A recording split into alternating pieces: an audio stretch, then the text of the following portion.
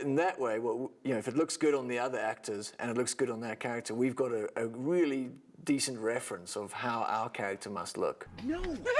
Listen, I need your help. Can we get this guy back onto the wagon? What? Sorry. Are you an alien? I will take that reference to double negative and use that to base our CG lighting on. And then we generally do a pass with a eyeline puppet, which is sometimes just for the aid of the actors so that they know where to look and they know where to play to. Can we get this man onto the wagon? Cut. I fucking barely held that together. We need to make sure that the camera's doing the right thing. So a stand-in actor will walk through it. So we see sort of where Paul would be walking. The actors know where he's going to be. Listen, I need your help. Can you get this guy onto the wagon? Are you an alien? And then the sort of hero version, the version that is probably in the movie is the blank pass. It's just empty, and so you're essentially just shooting a background plate into which the visual effects people will place Paul. Can we get the rider Clive Gongs back onto the RV and get going, please? Yep. I'm in a hell of a pickle, and if you don't help me, I could die on this road tonight. That was great, Simon. Yeah. I'm trying to think, like, how would I play meeting an alien? I know. I was just thinking that. Because seeing him sat over there in the dark the other night, you would just die. Yeah. You'd be so scared, you'd just fucking die. Yeah, I was thinking... You'd shit yourself, literally. No, I know.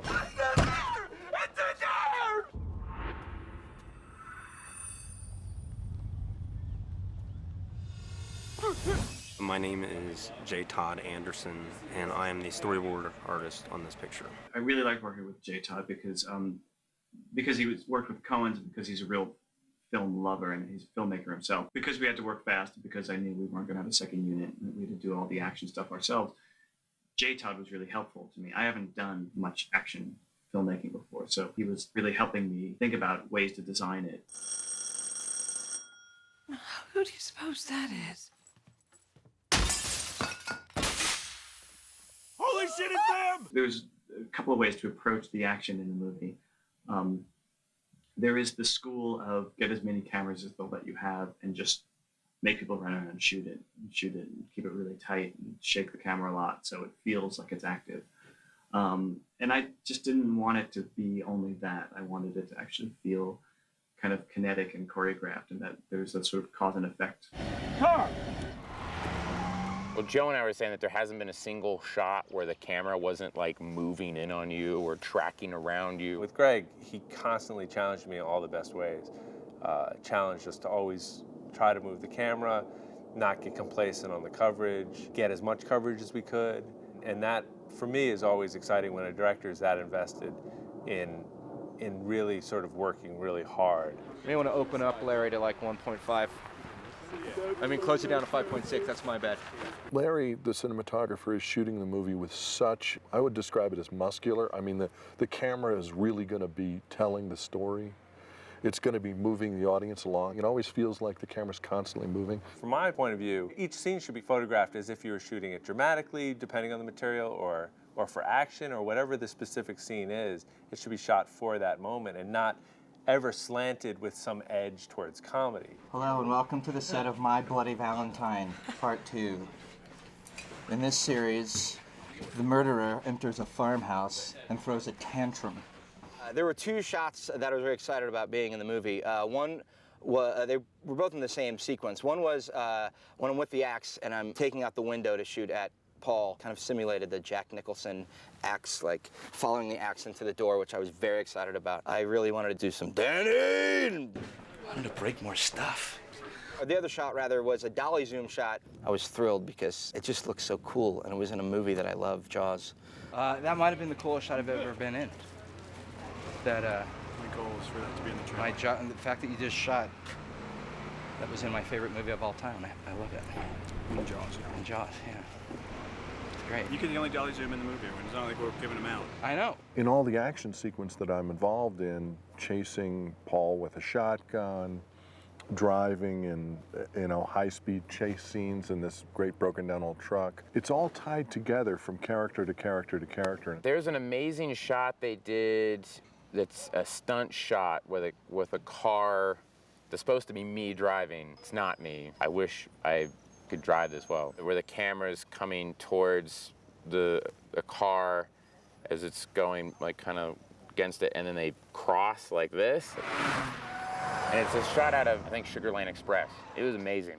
And then they did another shot with Jason Bateman where they were following him. They're like cameras coming right at him, and then he pulls and he does dialogue and they go along with him. Son of a bitch! That's the kind of stuff I'm talking about where it's like Greg really going for it. It's very action-packed, you know. There's lots going on in this movie. There's a lot of stunts, We just wrapped Darren, our stuntman, the other day, and we realised that because we've only got a week left, there's no more stunts. But he's been on the film that long. We needed Darren that long. It's a comedy with action beats, and I like how Greg has played those, and we haven't made a meal of the stunts. They just accentuate the story and move the story forward. True. What happened to you, man? Smacked him in the face with the barometer. The first take was okay, but the second take, it timed out perfectly, and I hit it. And it was so good for me to do the take, and the minute they said cut, Greg said cut laughing, like, cut! Yeah! Like, he was so stoked by it. Oh, them things are good.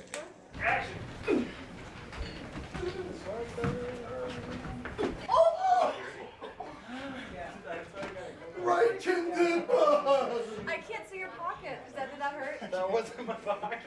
I said I can't see it. I'm sorry. Did I really hit you? But is it okay? You know, fights are always interesting to me. I love doing fights because you have to find the right fight for the film. You have to find out what the characters would actually do. In the script, our characters are called the meatheads. The meatheads enter the bar. Two meatheads walk in. With comedic fights, it's cool to find out what works and what doesn't and look for the tone in that fight. The scene today, the meatheads accost Kristen Wiig's character and get our comeuppance in more ways than one. Oh, hey, now you leave her alone! Hey! You know, with the bar fight, they didn't want to make a huge meal of it, but they wanted something going on in the background, and I think we found some cool beats that were pretty entertaining. It's normally what I'm called on to do, the drama. They got real. They got real. Dave Koechner's awesome. His fighting is phenomenal. His reactions are great. His punches are great. I think he really wants to be a stuntman. These are the other choices for directors that we have. If Greg doesn't work out, we start with Jimmy Joe. He's got 2 names, and she's just got 1. Her name's Felicia. And but Greg seems to be doing pretty well. So they'll continue to train there at this sort of pseudo video village. They don't get headsets yet, but they're learning how to watch. Please describe your favorite action sequence in the film. It's got to be that blowing up the house.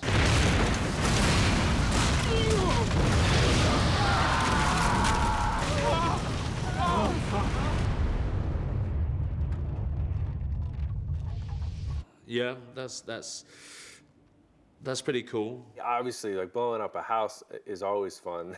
Not that I've done it before. We went out there, found this lovely location, beautiful, sort of perfect kind of place, and then we had to build our own farmhouse because, of course, we had to blow it up. You get all this preparation done, and we brought out like 10 cameras, and you spend 2 or 3 hours sort of setting them up, and we wanted to sort of make sure that we could integrate some of our actors in, so we had a closer camera that was kind of representing, you know, a plate that then we could put Moses in front of. It took a little scheduling gymnastics because we had to be fairly certain that we had the shots we needed because there's no going back. There was no take 2. Hey, everybody, that's the day. Hey, I'm on the telephone right now. It's me. And the last special effects truck, it was like a little golf cart, comes rushing out, and they've got these remote cameras set up with wooden barriers and things like that. Just as it clears the cameras, you hear over the bullhorn, okay, 3, 2. God, me! Oh my God! Oh my God! There was a lot of dust, a lot of heat, a lot of flame. We saw it, then we felt it. Yeah, that's right. Yeah.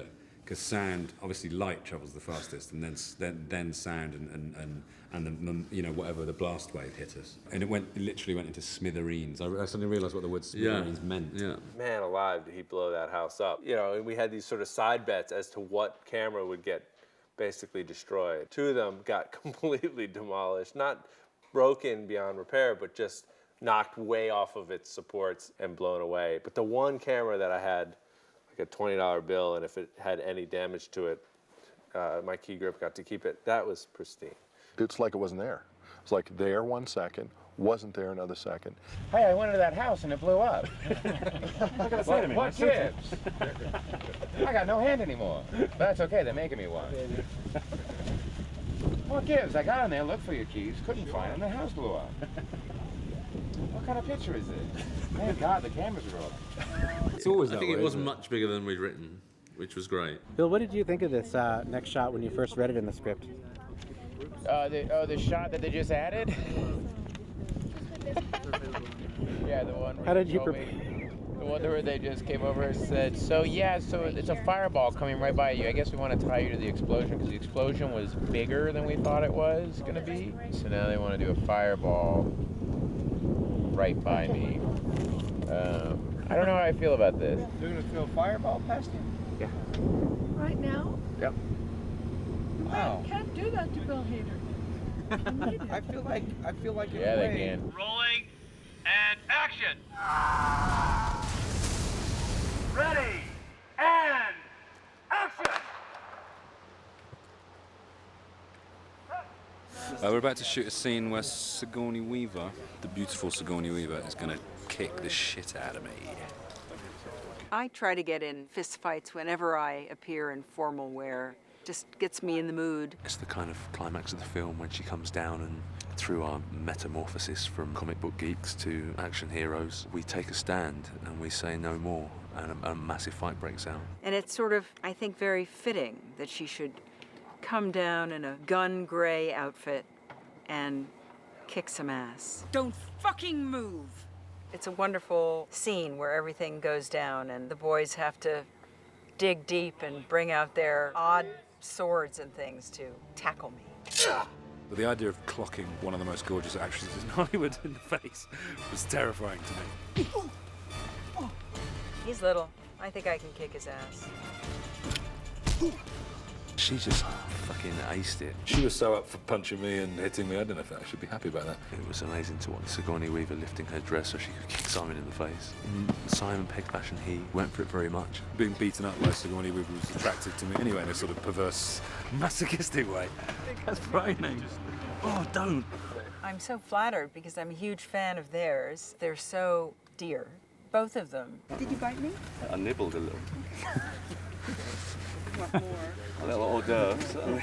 For instance, Simon just made me my zombie face, which I'd never seen before. So he's always taking time out to do small things for people. I hope you enjoy those 8 pictures I sent to you.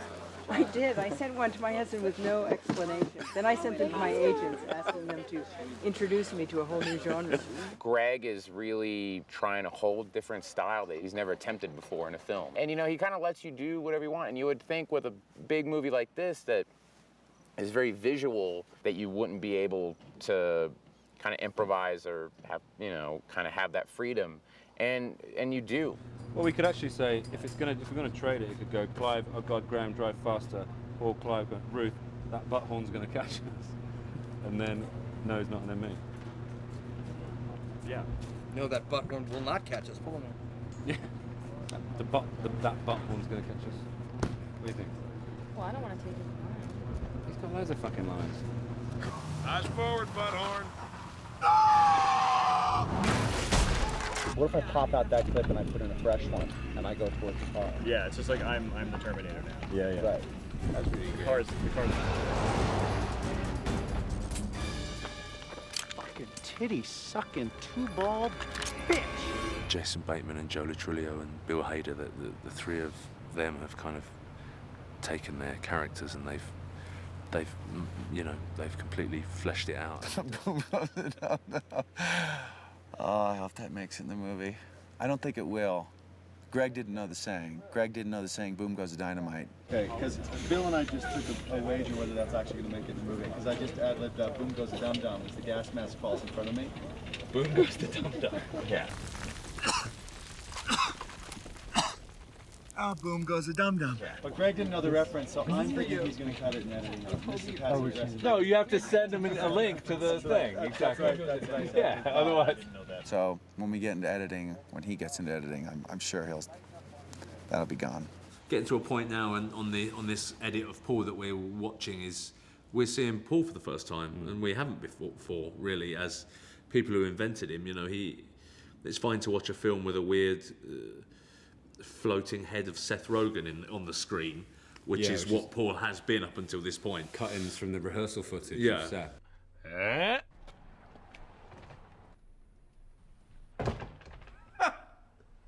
Pretty good. Seth is the character, so they've shot him in rehearsal, you know, with various angles, with the other actors, but we've just got to put him into the scenes. Essentially, I've just used the rehearsal and I've put him in a little box. It's like almost like he's sort of cut out the footage and he's there doing his thing. So you kind of, it's quite strange at first, but after a while you just watch it and you kind of go with it. But obviously you wouldn't want to show that. You wouldn't want to do a big preview in front of an audience. Occasionally there's a mismatch between what he's doing and what they're doing. But then that's where the animators take over and sort of build on it. Now when we get to test it with audiences, that's going to be a different matter. We're going to need temps of Paul there to show us what he looks like, because that adds another layer of humour to it that just isn't there at the moment. I'm seeing it now, it's hard to imagine the film without him in it, and it's also hard to remember him not being there, because he looks so much like he's there. We're kind of like, was he there? We weren't there, we're digital. Yeah. We're CG. Paul was there every day, but we weren't. I want me to sing. Is that gibberish? She's talking in tongues now? Oh, fuck this. As an actor, you find yourself in some pretty strange positions. It's in case our species do meet, you don't have a fucking spaz attack. Not have a spaz attack. Don't do it again. It's totally different than acting in a live-action sense, but I like that you can really kind of look at every scene in the movie and be like, oh, you can make a noise there, and really looking for ways to make every little interaction seem more genuine. It's a miracle. Oh, man, I'm gonna miss these. I really like that you can keep working on the performance and keep refining it. I mean, all the actors in the movie finished months ago and can't really change all that much, but I, up till today, was able to change things that I said and give new joke options and variations on lines. It's just knowledge and experience, man. You're a writer. Might give you some inspiration. I like the dirty sexual part where I'm kind of trying to ask if they're gay, and Paul kind of gets into this filthy pantomime. Okay. Oh.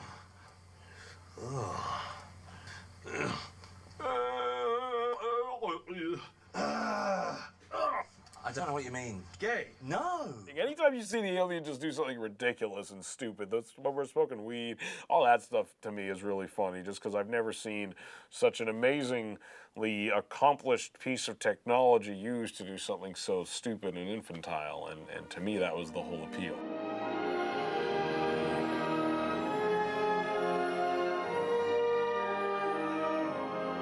Well, we're at Air Studios in Belsize Park. That rumble you can hear is the sound of the main hall room machine generator throbbing, powering an entire orchestra.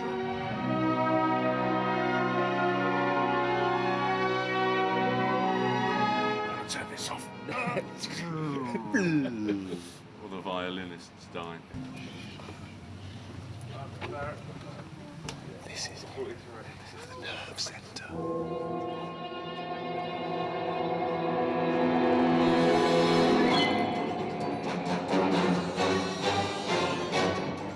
You cried a bit, didn't you? I did. I remember watching like the making of Star Wars and stuff, and seeing John Williams like scoring, and seeing the screen behind him and him conducting, and it's that we've got. But it's for us, for our film. We've shit John Williams. We've got David Arnold now. Simon said to me, we're doing this movie about a road trip, me and Nick Frost in America with an alien.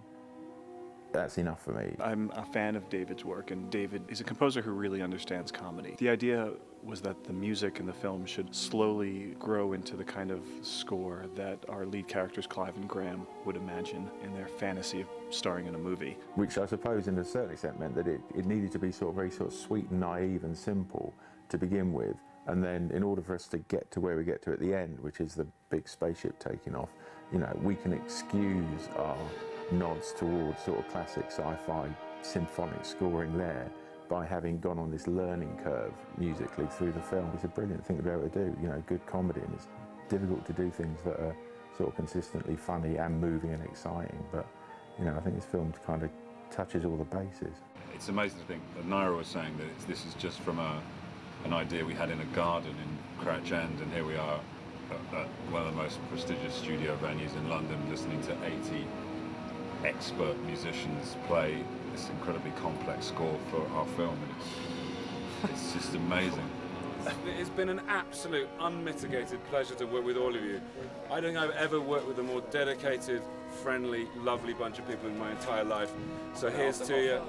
Huh? You said that after Hot Fuzz. Well, I hadn't worked on this then.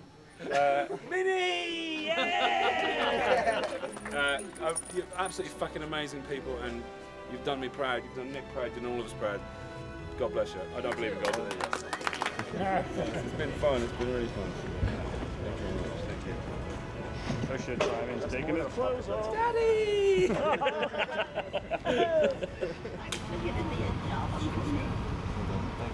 Thanks very much. And see you around. See you too.